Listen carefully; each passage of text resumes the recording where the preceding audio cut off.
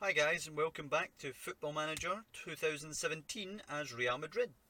In between episodes, not much going on. We've had a couple more friendly games here, and again, friendly games are just for fitness. So the fact that we've scored 5 goals in both games and all that, 9 goals against our reserves, I really don't put much stock into it. A 1-1 draw away at Bayern Munich would be a pretty decent result normally, but again, friendly matches, so we don't really care that much. Nothing going on in the transfer front. If we come down to our transfers here, and we look at our transfer history, still just Rugani, who we bought from Juventus to be our ball-playing defender.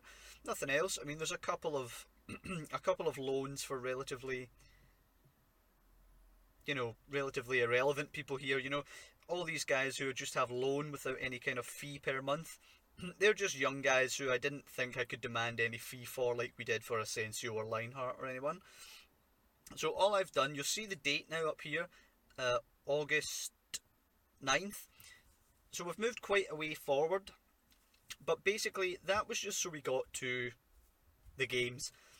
So today, August 9th, we play Sevilla, and we're taking them on in the European Super Cup, which is basically a glorified friendly. Now we're playing them for a cup here, so just on a personal level, I want to win the cup, but it doesn't really matter if we don't. It's not the end of the world. So that's today at 8 o'clock, and you see now it's 9:30. Match preview is the button up here, so we are just about ready to play the game. If we look down here at the news, obviously on the odds we are expected to win the game 4-6 versus their 7-2. But really, as we go through the game, you'll see the betting odds are stupid. Quite frankly, that the kind of odds that they'll offer. Sometimes they'll put you at 1-10 when you're sort of slight favourites, and sometimes they'll have you at 4-6 against a team you should absolutely annihilate. So the odds are kind of stupid. They just give a general idea of how the game should go, how you should should you expect to win and all that. Playing as Real Madrid, we should expect to win more times than not. So we have 5 players out with injury. Cristiano Ronaldo, obviously a big miss. Keylor Navas is our goalkeeper. Isco, who doesn't start but is a good backup for James Rodriguez, who you might be able to read just now, is the other one injured. So Isco and James Rodriguez are both injured. So we're going to have something to think about there. And Alvaro Morata is also injured. Sevilla have 3 injuries to deal with. They are Crondelli, Nicolas Pareja, and David Soria, who the last 2 I have no idea who they are. So safe to say our injuries are affecting us more than their injuries are. So if we go to our tactics screen, and there's so many players injured, goalkeeper and first team and on the bench. And Pepe, that's the other thing. In between games, I gave Pepe annual leave to go to Portugal and visit his granny or something because he's feeling homesick. So he's unavailable until the start of next month. What I'm going to do now, because there are so many out, I'm going to clear the team selection. And we're going to start from the basic skin. One thing I did forget to do was put this to attack. So the keeper will come quite a way out of, even out of the area. He'll even come sometimes up to the, kind of the halfway line up here. Or just below the halfway line, I should say. And he'll clear the ball from this kind of area. So he is going to play quite aggressively, which is fine for us. So it's going to have to be Kiko Casilla because Keylor Navas is injured. Now, fullback can be Carvajal. He's fine. Ramos can play, as can Varane. Now, I think we discovered before they prefer to be that way around. And the left fullback, Marcelo, which is fine. In the middle, Toni Kroos and Luka Modric. Now we have our first real decision to make. I think what we're going to do, let's just have a look at the left first of all. So, I think we're going to play Gareth Bale on the left instead of the right. And we're probably going to see, well, I thought he was going to prefer to be a winger from that side, because he's going to be cutting in there on his right foot. And if we go into his profile here, attributes, we will see here that he is a left footer. So I would have expected him to prefer to be a winger. However, I'm going to leave it just now. I'm going to leave him. I'll allow him to be an inside forward. Now on the right, we're basically left, because Ronaldo's injured, Bale's on the other side, James Rodriguez is injured, Asensio's, out on loan, Isco's injured, so the only option we really have there is Lucas Vasquez. Now I suspect, he will prefer to play a winger with a support duty, which is fine. The only difference there, support duty, as you can read it here yourself, they're going to quickly get past the man and get an early cross in. That's what he's going to prefer to do, versus if they were playing on the attack duty, they're going to run, cause panic, indecision, etc. So basically he's just going to run at the defenders there more, whereas he's going to look to get the ball into the striker more and support. That's fine. I'll give him what he's comfortable with. Generally speaking, I'll give them what they're comfortable with, unless I see a huge difference. So unless what they're comfortable with really doesn't fit into the setup and the overall philosophy of the team, then I'll generally give them, what they're most comfortable with personally. So this position I was concerned about. As you can see, James Rodriguez and Isco are injured. Now, it's actually putting Gareth Bale as the third option there, but really we're short on the left because of the injuries, so I'm going to leave Gareth Bale where he is. It says Benzema can do it, but Benzema's going to be our striker. So what I'm inclined to do is give it to Kovacic, and actually, just for this game, drop it back. And we'll go with the three there. Modric, Kovacic and Kroos as the three in the middle there. It's not going to change how we play that much. What I'm going to do is give him the attack duty to get him forward more. Let's see, if we go in here, he should have... Oh. Well, there's get further forward there. Okay. So actually, I think we can leave him with the support duty and just give him the... No, it's went away. Oh no, he can't do it if he's support. Right, okay. That's fair enough. We'll move into attack and hopefully that... No, it doesn't pop back up. We need to give him it again. Okay, there we go. So that's what I'm going to do about that position. And then striker, Benzema. Done. Now, my bench, I generally like to set by position, so sub number 1 will be the goalkeeper, sub number 2 will be a fullback, and so on and so forth. So because our goalkeeper's injured, we're kind of going to have to dig in to the youth squad here, and we'll just take this guy, because really both goalkeepers are basically the same. They're both youngsters, they're both hopefully going to stay on the bench. It's very, very unlikely that Kiko Casilla is going to get injured during this game and have to come off, but just in case, I'd rather have the 17-year-old goalkeeper than have to throw Modric in goals or something. So we'll go with him. Sub number 2, we'll go with Danilo. Number 3, we'll go with Rugani. Actually, yeah, we'll go, well... Now that I think about it, who can cover Marcelo? Well, Carver. Right, okay, I think I've already went through that before. I don't generally like to give a spot to both fullback covers. So Danilo and Contral, if we put both of them on there, we'd have used 3 subs up already just on defenders. So as it is, Danilo can come on should Carvajal get injured. Should Marcelo get injured, Carvajal can actually move across to the left, and Danilo can then play in Carvajal's position. So that's fine, I've no problem with that. Casemiro, the next substitute, and then we're actually at the position where we're just basically going to have to throw anybody who's fit. So Coentrao can come on there. We'll go back to the under-19s, and what I'm going to do here is sort this by potential. So that's going to give us someone who, as you can see here, Odegaard obviously has crazy good potential. So we're going to move him up to the senior squad, and he can be on the bench for this game. Now, should we go into a 4-0 lead or something like that, I may bring these youth players on. But we'll see how we go. So Odegaard and this young man, what's his name? Javier Lario, something like that.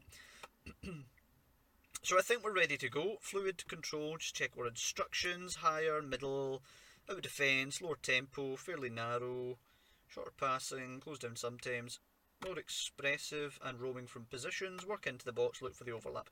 Okay, I'm happy with that. Let us proceed. Okay, Madrid versus Sevilla. This will give us a little match preview screen. That's what they're expected to set up like. I don't perceive any particular problems caused by that. That's fine. And they won a friendly a couple of days ago, which, again, kind of irrelevant. Kovacic is struggling for fitness, which I don't like to see. He should have been getting played in those friendly games, but well, he'll get some fitness here. Now we just have to advance into the game.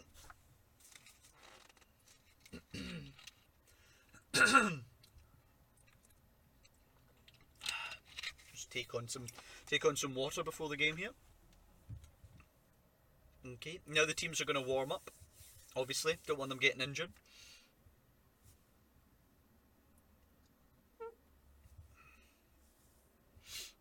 And they're doing a hell of a warm up.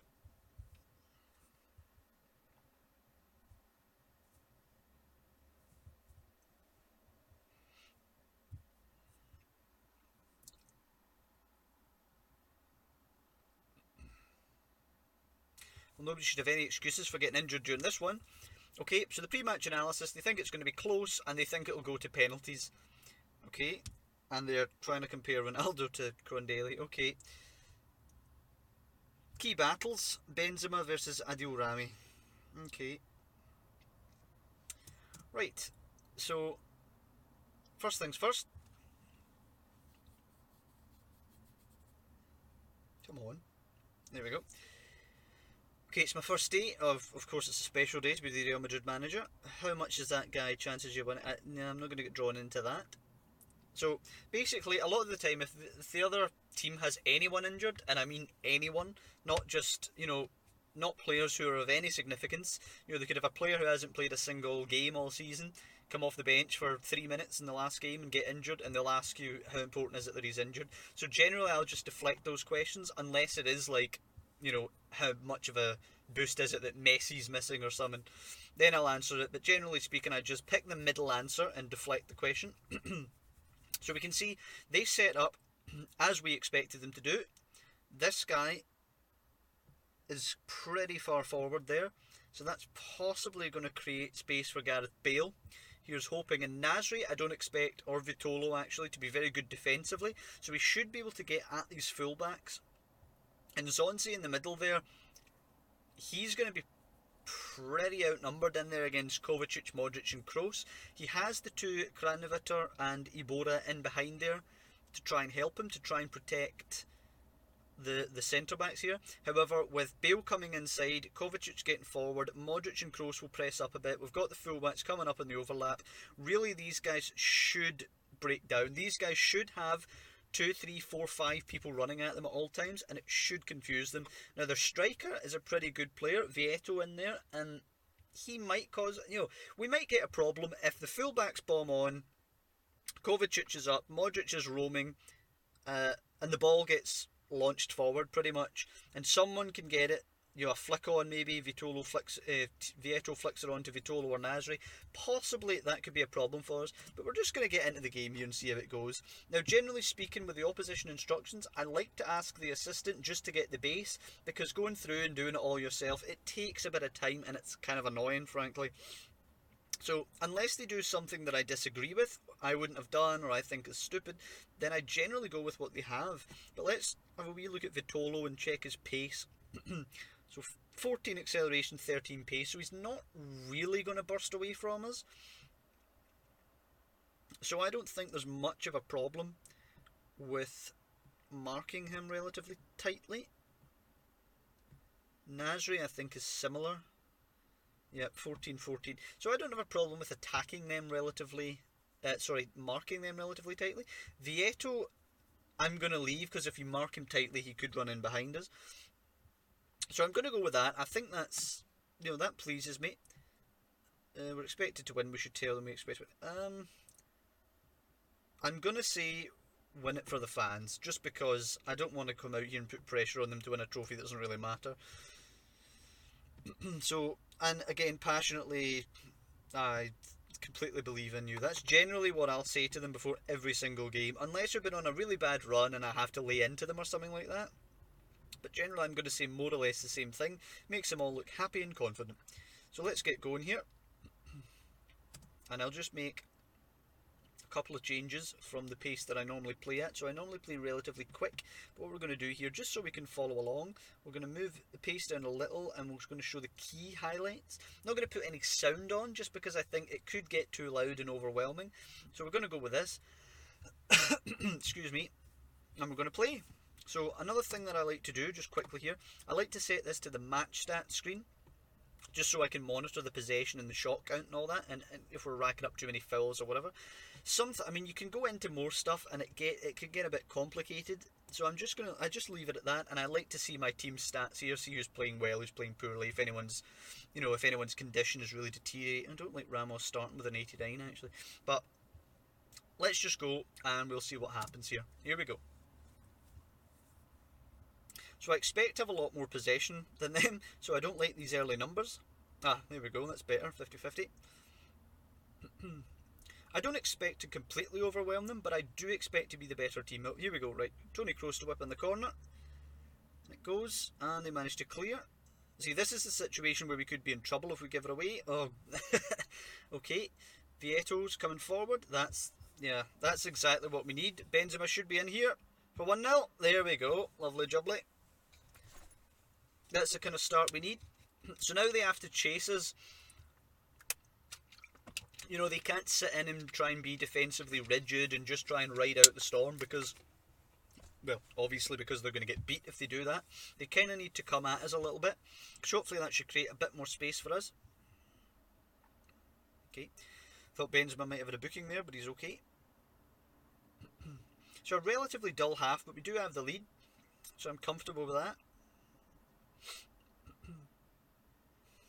It's actually interesting that they're keeping the ball so well here. It's possibly because of the deeper midfielders, but corner comes in, and it's a foul. I thought I was concerned that was a penalty there. I thought the foul was going there. It's a red card for Adil Rami.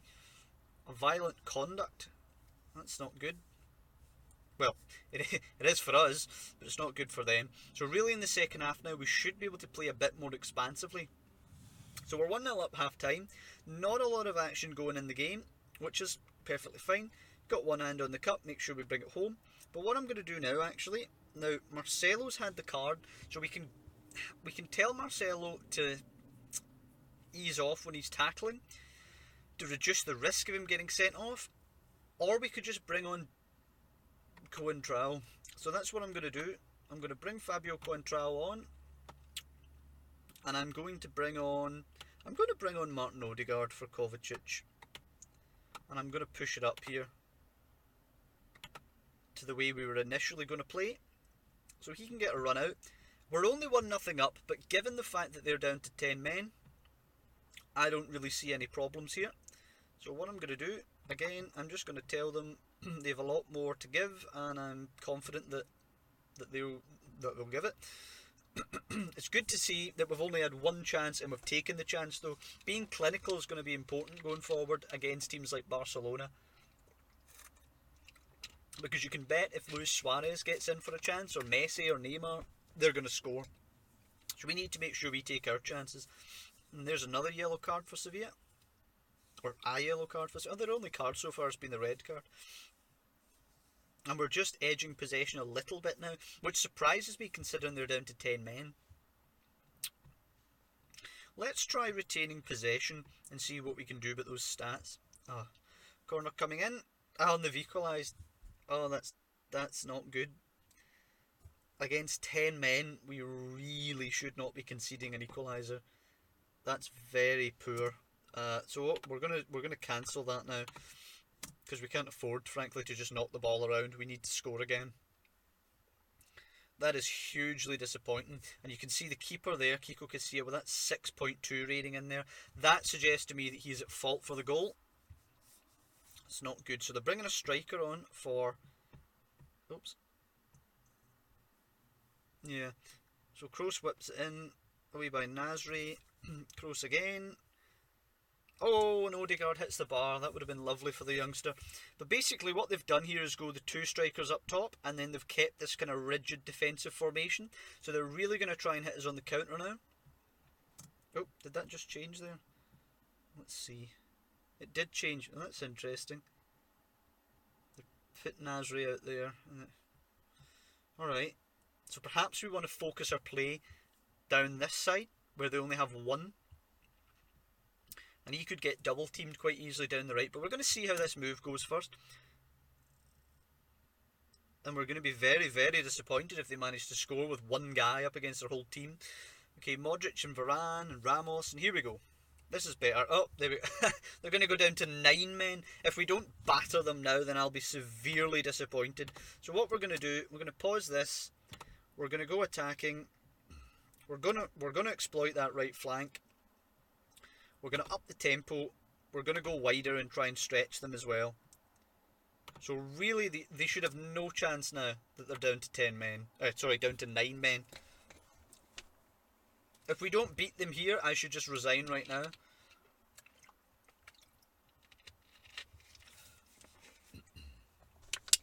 We've really been poor today, to be honest with you guys. Really, really poor. I'm really disappointed in the showing. So, I'm going to bring Casemiro on here for Modric, just because his conditioning. And I'm going to put him box to box. Because he's essentially a defensive midfielder, but we're trying to pile some pressure on here, so I want him up at the opponent's box, but I also... I'm saying nothing if this goes in. Oh, there we go. I'm very concerned now, to be honest, guys, that I'm going to be made to look somewhat of a fool here. Here he is, getting forward. And he's lost it. Oh dear. Right, Kroos, Vasquez, run at him down that right-hand side there. There we go. Oops. No, see, they really should have no way out here, and the amount of time that they're getting on the ball is concerning. I mean, even if we go on and win here, I'm very disappointed in how the team have performed. Then it goes, and Benzema, of course, right. So I'm actually going to set them to defensive, and I'm going to set up structured. So they have to come at us now, and you know what? It's somewhat embarrassing, because we should easily just be able to... We should just be able to slap them around when they have 9 men. But honestly, I'm going to go more rigid and just see out the game and make sure we win. I'm going to do it. I'd be lying if I said I wasn't slightly embarrassed by it, but hey, I need to win the game, because against 9 men to not win the game would be absolutely humiliating, to be honest. So this should be it now. We should be able to defend this little attempt there. There we go, a 2-1 win, guys. I'm disappointed in the team, to be honest. The assistant manager says, I can't think of anything that needs addressing, which I never say. I never ever say that. I mean, we can go, you know, I've got nothing specific to say right now. I never say that. I've never seen it work well. I've never seen them react positively to that. So I'm just going to cautiously tell them we got away with that and we were poor today. Because we've won the game, we've won the cup, but we're Real Madrid here and we're against 10 men. Even though we're a stronger side with players out, we're still a stronger side, and we should be able to beat them much more convincingly than that. Now, they got a bit of luck in the sense that their goal came from a set piece and a possible goalkeeping error, but that's not good. That's really not good. Offensively, we have to be much more creative, so I'm going to say this to them, and hopefully they react well. And let's see, a couple of them are confused and demotivated. I'll tell Benzema that he was good, because he's the only reason we won the damn game. So we'll tell him that, see what... No, he's still confused and demotivated. Okay. Do you know what? I'm just going to take the hit. We're just going to continue here. Take the hit. The stats make it look a lot better than it really was. 17 shots to their 3. 8 on target to 2, only 52% possession, considering we were playing against 10 men for a long period of time, and we were playing against 9 men for a short period of time. I'm disappointed in the possession stats as well. But at the end of the game, we win 2-1, our striker's getting goals. I will take it. I will take it at the end of the day. So, that's just our reserve team losing. They generally will lose all their friendlies, because they'll play proper teams. But here we go, Real Madrid lift the Super Cup. Real Madrid win the Super Cup, yep. Now, you must be pleased with the result. Yeah. I'm going to say I'm relieved that we won it. How do you think the pre-match exchange affected? See, I gave the press conference for this beforehand, and I basically just deflected anything. So I'm just going to say football matches are won and lost on the pitch. Whatever said in the press conferences doesn't matter. You put one over on him despite not being in the job and coming up against it. So essentially what they're trying to allude to here is that I'm this young buck who doesn't know how to manage a football team and I've beaten some old master. So again, the gulf in quality between the two managers, I can really stick it to him here. But yeah, I'm just going to say I'm pleased with the victory. It doesn't matter who it came against. Do that. I'm quite a politically correct manager. It was a great... Well, I'm pleased to start it with a win, but in terms of performance, there's definitely room for improvement. I'll go with that. I think that's definitely the way I see it. Benzema's goal. So I'm passionately going to say football. That's what football was all about. Benzema's dramatic late goal. So talk that up, and he's an outstanding footballer and a privilege to work with. So we get £3.44 million for winning the Super Cup, which, you know, to another club, £3.44 million, we would be, you know, we'd be quite pleased with that. To Real Madrid, money's kind of irrelevant, so you know what, 3.44 million, we'll throw it in the pile. Another Euro Super Cup win has Real Madrid fans jubilant. So we won, you know, the 2 times in the past 3 years we've won that. Obviously, they won it in real life. And Benzema was on form. So after a relatively short episode just playing the game there, guys, I'm going to put a cut in here because if we look at our schedule here, we have another friendly game and then we have Las Palmas on the 20th, so 11 days to go before that game. Again, I don't foresee anything happening in the transfer market, so I'm going to put a cut in here and I'm going to advance the time so we can play that game again. So I'd really like to get our teeth into these fixtures coming up here, at least Las Palmas and Eibar. And then play against we've got the transfer window before we play Sporting Gijon, so that's going to take us a little longer, but I'd like to get Las Palmas and Eibar played back to back as well in an episode. So as I say, I'm going to put a cut in here, guys, and I'll see you next time.